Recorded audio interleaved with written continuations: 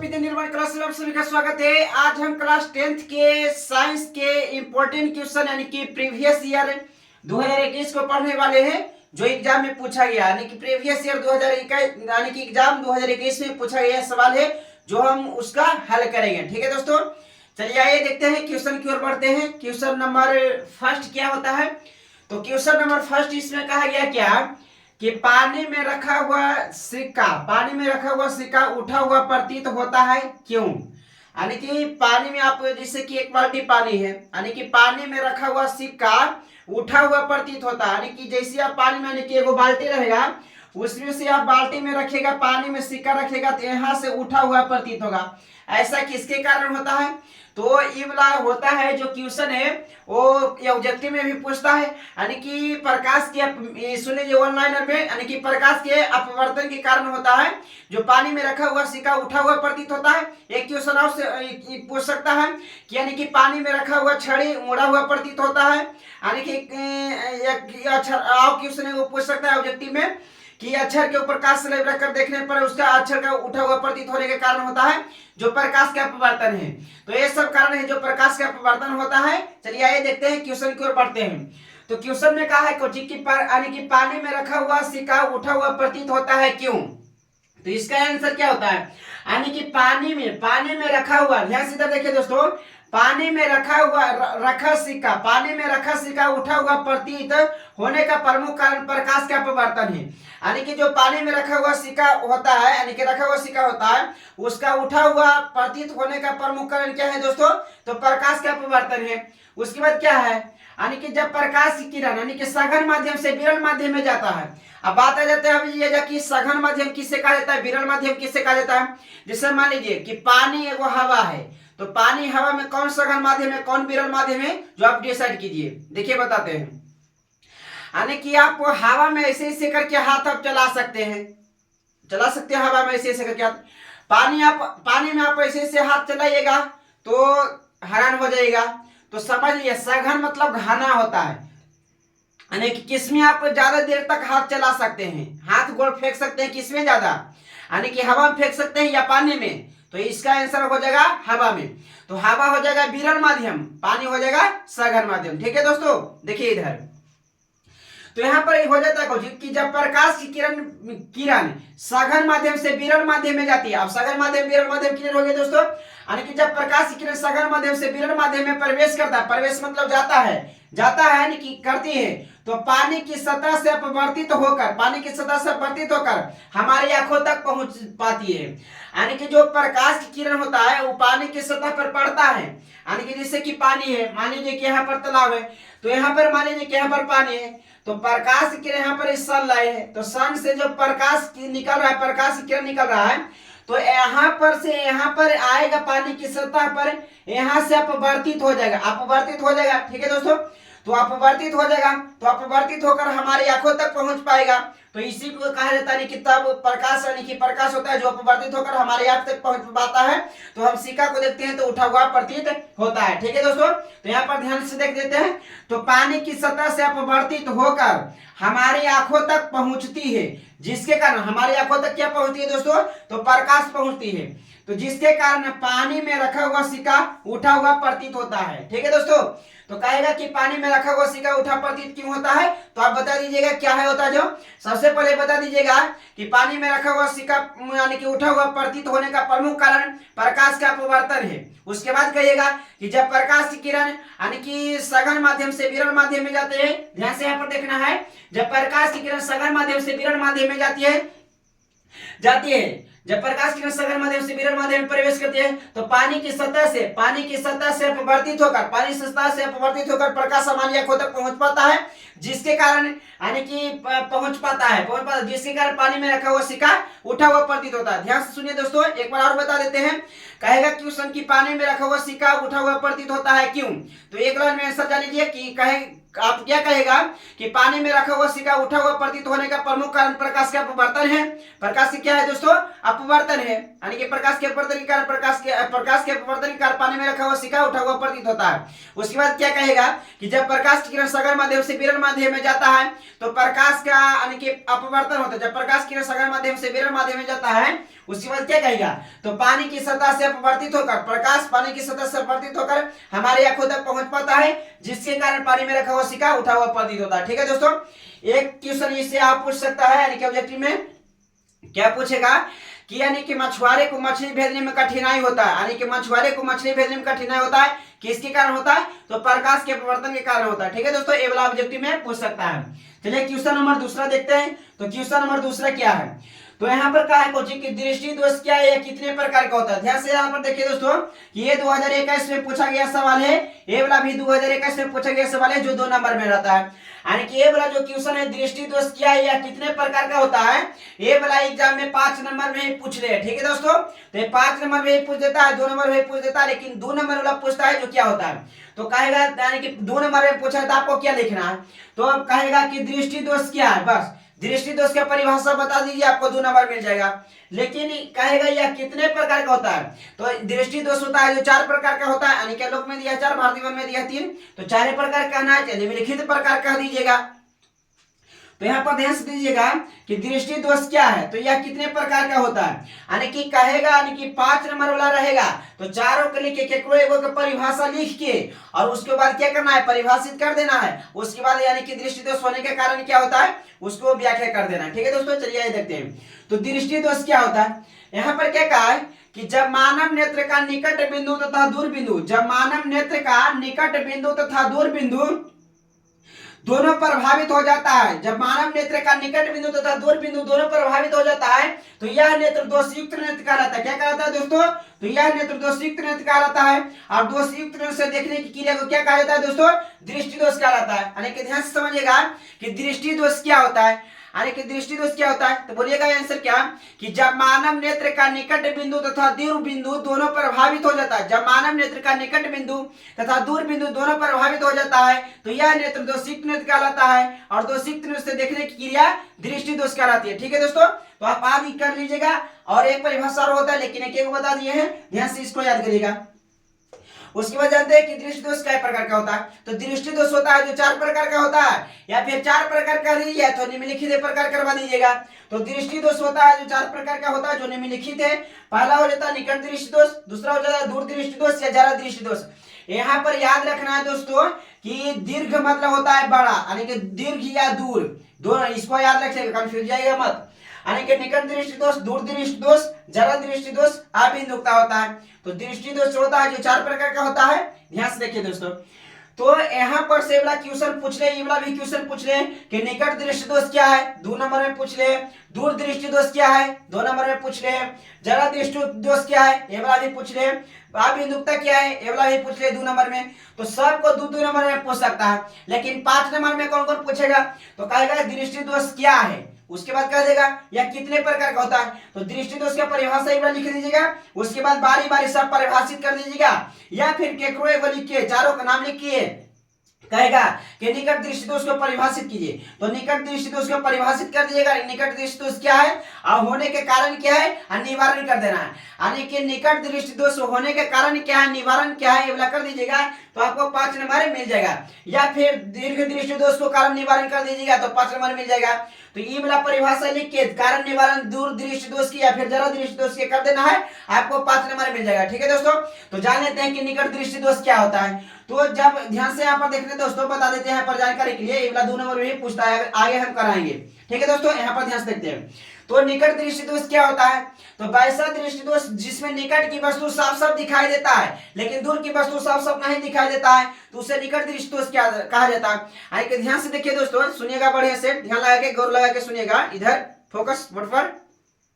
कहेगा क्या कि निकट दृष्टि दोष क्या है, तो बोलना है कि वैसा दृष्टि दोष जिसमें निकट की वस्तु साफ साफ दिखाई देता है और दूर की वस्तु साफ साफ नहीं दिखाई देता है, तो उसे निकट दृष्टि दोष कहा जाता है। ठीक है दोस्तों, तो निकट दृष्टि दोष का उपचार कौन लेंस से किया जाता है, इवला क्वेश्चन बार बार पूछते रहता है कि निकट दृष्टि दोष की यानी कि कोई व्यक्ति का अगर जो निकट दृष्टि दोष हो जाता है तो किस लेंस का उपयोग किया जाता है, यानी कि चश्मा में। तो इसका निकट कई अक्षर के दोस्तों, तो निकट निकट तो निकट होता है 3 अक्षर के, तो उसमें लेंस लगाना है 4 अक्षर के, अ व त ल, तो 4 अक्षर हो गया।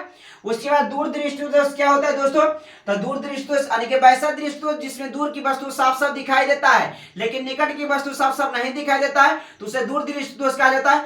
दूर कई अक्षर के दोस्तों, तो दूर दूर यानी कि 2 अक्षर बोला है, तो दूर हो गया, यानी कि उसमें लेंस लगाना 3 अक्षर बोला, तो उत्तल उत्तल। ठीक है दोस्तों, तो उत्तल लगा देना है।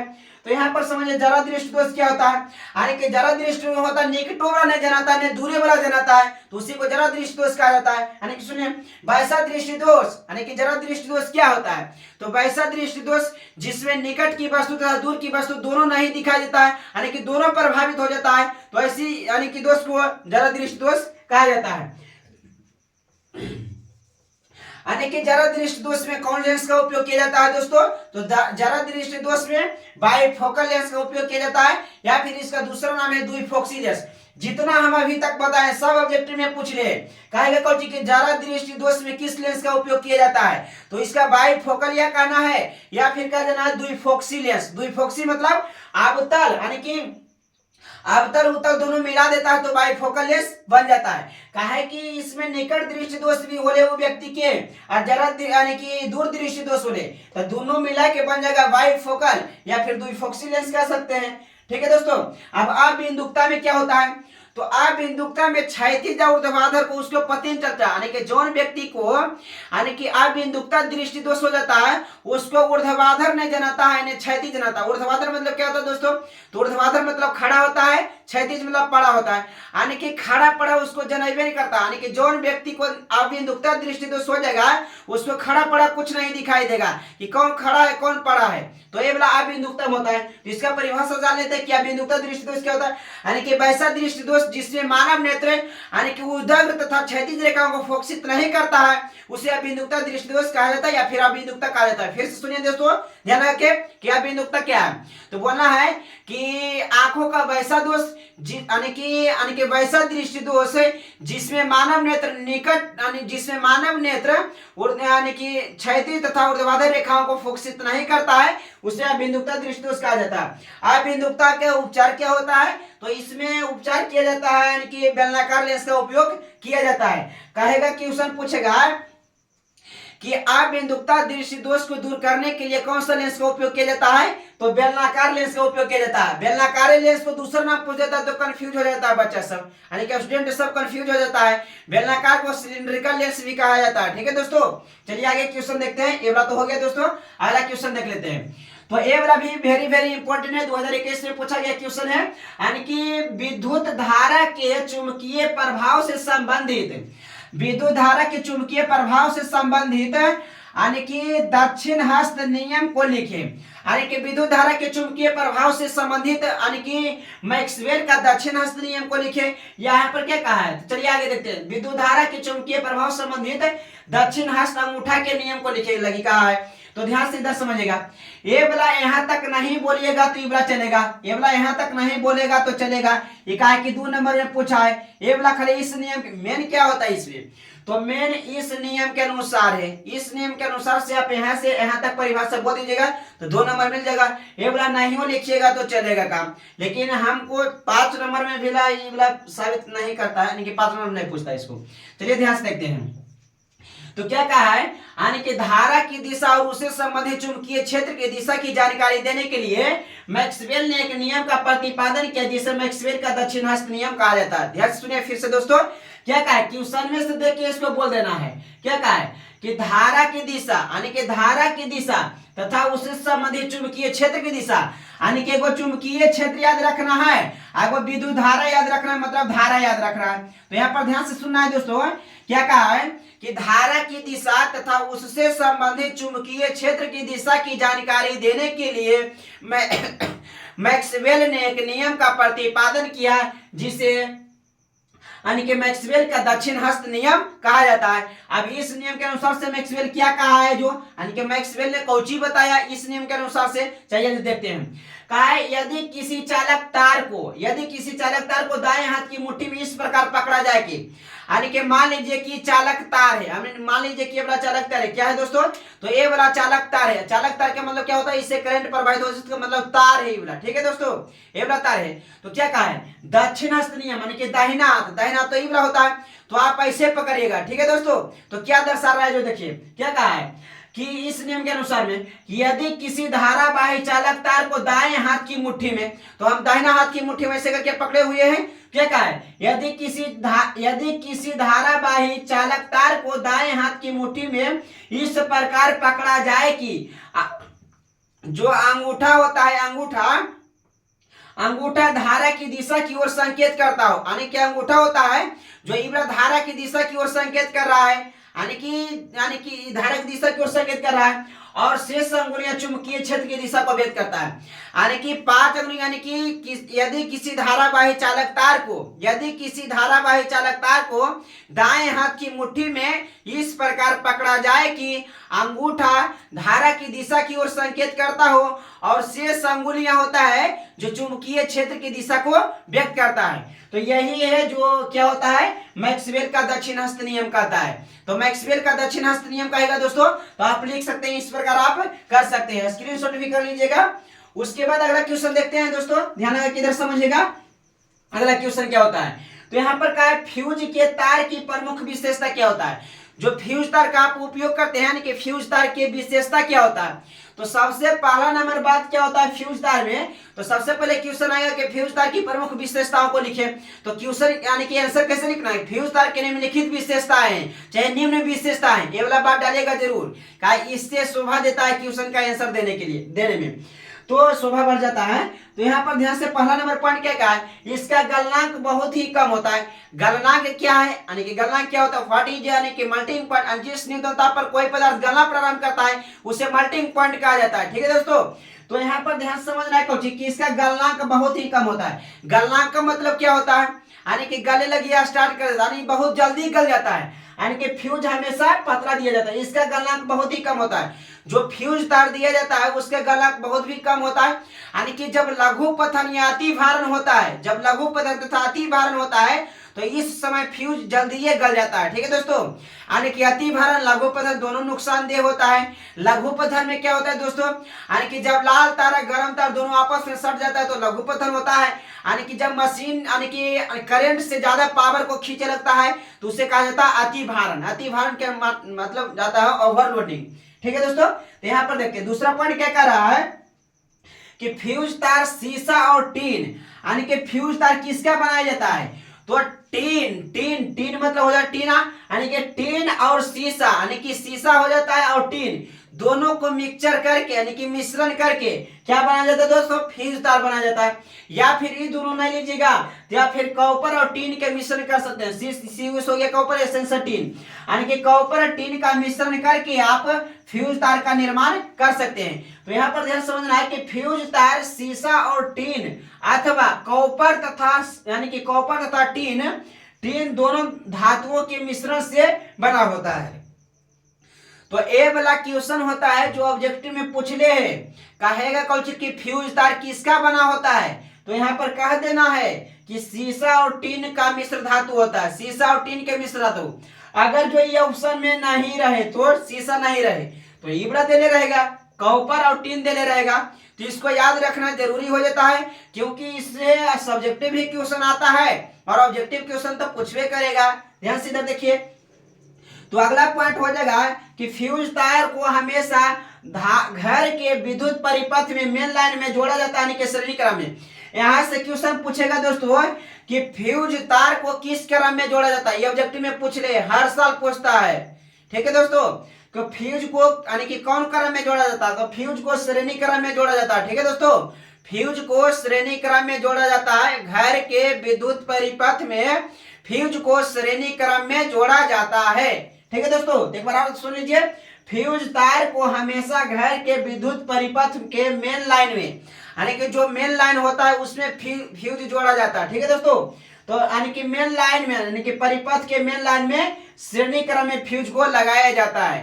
ठीक है दोस्तों, तो इसी प्रकार वीडियो को लाते रहिए। आज भर के लिए इतना ही रहने देते दोस्तों। ठीक है दोस्तों, आगे हम बनाएंगे। ठीक है दोस्तों, धन्यवाद, थैंक यू।